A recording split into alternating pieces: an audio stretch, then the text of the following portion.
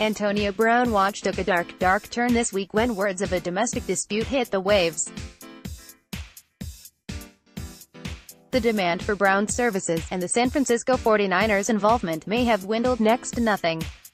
So what are the Pittsburgh Steelers looking to get for Brown now? A conditional fourth-round pick? At best.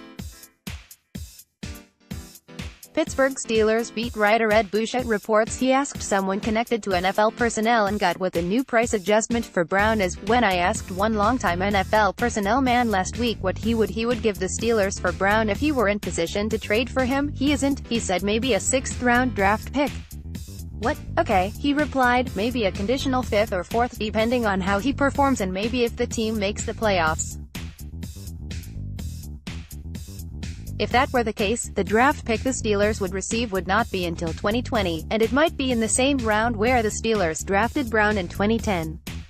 The personnel man acknowledged that it would only take one team that really wanted him to jack up the take, the way the Oakland Raiders gave the Steelers a 3rd-round pick for Martavis Bryant last year.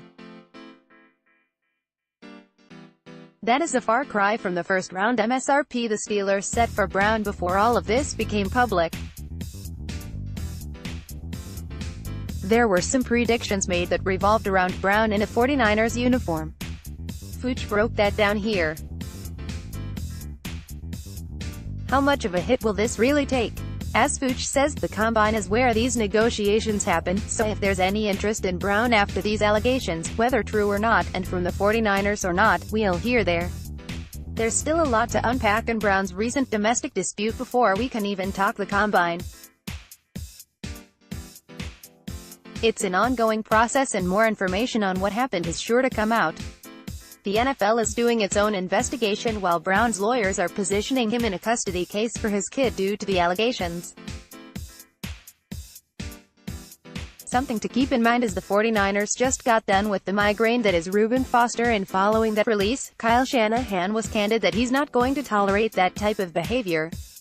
These are two different incidents that have an investigation process to play out, but it's something to keep in mind. There's going to be more to this story as time goes on, but while Brown may have hit the bargain bin, he now comes with a buyer beware and possible defects.